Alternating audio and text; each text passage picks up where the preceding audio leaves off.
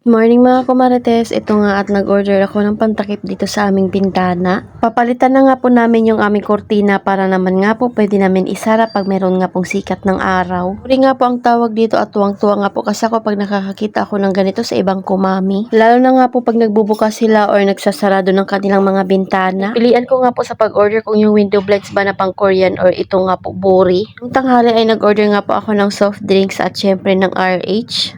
Ayan na lang muna kumarites dahil meron pa naman kaming stock.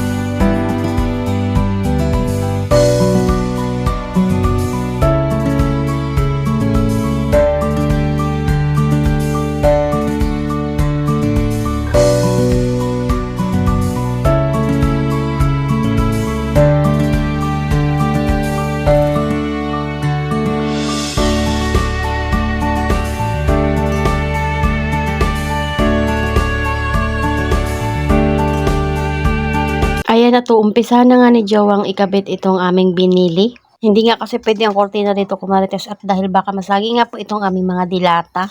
Gabi na nga rin po ito dahil syempre nagagawa niya lang naman yung aking mga pinapagawa pagkagaling niya nga po ng trabaho. Ayan at pinaplano niya na nga rin pong gawin kung paano nga po ito ikabit. Mukhang madali nga lang siya tingnan sa mga mami nga po na nagkakabit ng mga ganito. Pero para sa amin nga po abay nahirapan nga po kami, nakailang beses nga po kaming umulit dyan.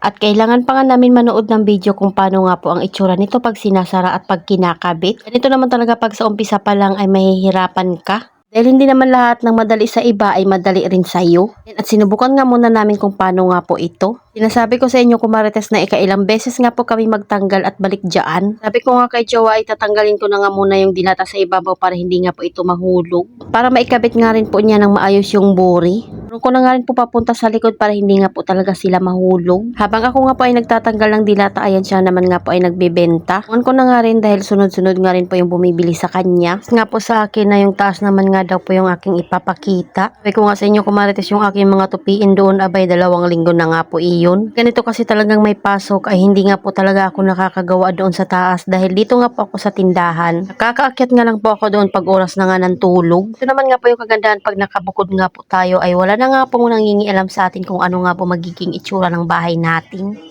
May choice nga tayo kung gusto natin maglinis o hindi. Pero pag ganitong busy ka nga ay hindi mo talaga masasabi na lahat ng sulok ay kaya mo talagang asikasuhin. Ano nga kung meron ka pang tindahan na inasikaso at nagluluto ka pa ng uulamin nyo. Paglalaban naman nga po ay hindi ako namumroblema dahil si Jowa nga po ang gumagawa nyoon. Yun kasi talaga yung pinakaayaw kong ginagawa. At dahil alam na nga po namin kung ano nga po yung magiging itsura pag ikinabit na nga po ito dan sa bintana ayan at finifix na nga po ni Jowa iyan. Kaso nga lang po ay meron nga pong biglang bumili. Kaya naman napalusot na nga lang po ako doon sa ilalim. Hindi pa nga sana ito ikakabit ni Jowa kaso nga excited ako kaya wala nga po siyang choice kung hindi ginawa niya na lang. Sa wakas ay nalaman niya na nga po kung paano nga po ito buksan ng maayos at kung paano nga po ilagay doon sa aming bintana. Kaya ayan sinusubukan nga po ulit namin. Una kasi namin gawa ay hanggang kalahati nga lang po yung nabubuksan niya. Pero ang sabi ko nga sa kanya na yung mga napapanood ko nga ay hanggang taas talaga yung bukas nito. Hindi talaga kami matapos-tapos kumarites dahil meron nga pong bumibili. Abay kahit hindi nga po sa tindahan ko bumibili abay nasagot pa nga po ako dahil feeling ko nga ay dito sa aming tindahan. Nakakahiyaman kumarites pero wala na nga po akong choice dahil sumagot na ako, char. So ayan at kinakabit na nga po ni Jowa yan at ini-screw niya na nga lang po doon sa pader. Para maganda nga daw po yung pagkakabukas ay i-screw niya na nga lang daw po yan dyan sa dingding. Kung nga sa kanya ikaw ang bahala dahil ikaw naman nga po ang gagawa niyan.